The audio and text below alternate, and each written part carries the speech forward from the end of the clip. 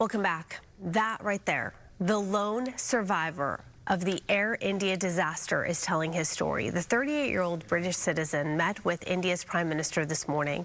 He says that 5 to 10 seconds into that flight yesterday, it felt like the plane was stuck in the air. And then the lights began flickering right before the plane fell from the sky. He says he was thrown out of the plane, which hit the building, and he made it out alive. The other 240 people on board, including his 2 brothers, were killed. This morning, search teams recovered the plane's digital flight data recorder. That is, I don't know, beyond a miracle. Beyond a miracle. Beyond. Incredible that he survived. But being thrown out. Thrown out. He saved his life by being thrown out of the plane. Did he have a seatbelt on? You know, I know he was seated in, I believe, 11A, they said. But how was, you know, what position of that is in the plane and how that could Everyone's dissecting that one seat, which I looked at the schematic of it, and it's near the wing. And often people say that the seats near the wing are the safest because it's the more stable part of the plane. And it was also near an emergency door. Right. So yeah, I believe his brothers were seated in the rows behind him. It's the whole thing is so tragic. So sad. I'm sure you saw the story of the family.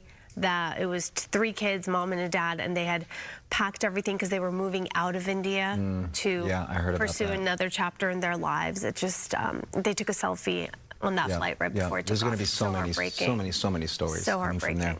The news, an hour from now, President Trump will meet with his National Security Council to discuss the Israeli strikes on Iran nuclear and military sites. Yeah, big news here as well. Sandra has the very latest. Yeah, we're keeping an eye on this. The massive bombing campaign was called Operation Rising Lion, targeting key nuclear sites and a number of top military leaders as well.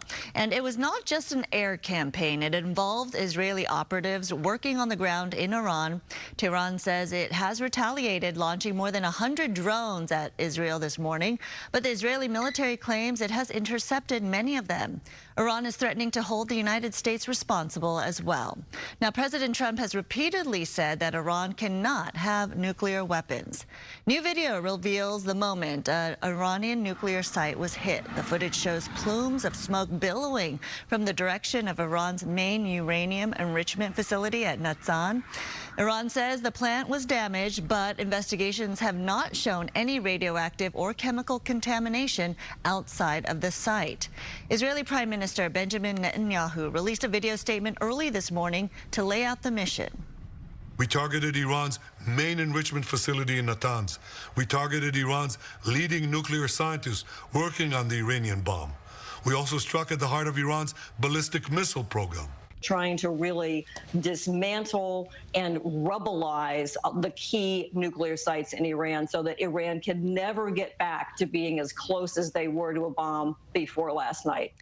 Israeli police have shut down holy sites in Jerusalem, bracing for a potential Iranian counterattack, blocking access to Al-Aqsa Mosque for the first time since the pandemic. It is now closed to worshippers until further notice. The government is also banning large public gatherings in front of the Western Wall. Now, meantime, there is stepped-up security around the Israeli embassy in Washington as the city locks down ahead of tomorrow's parade to mark the Army's 250th anniversary. Roxia.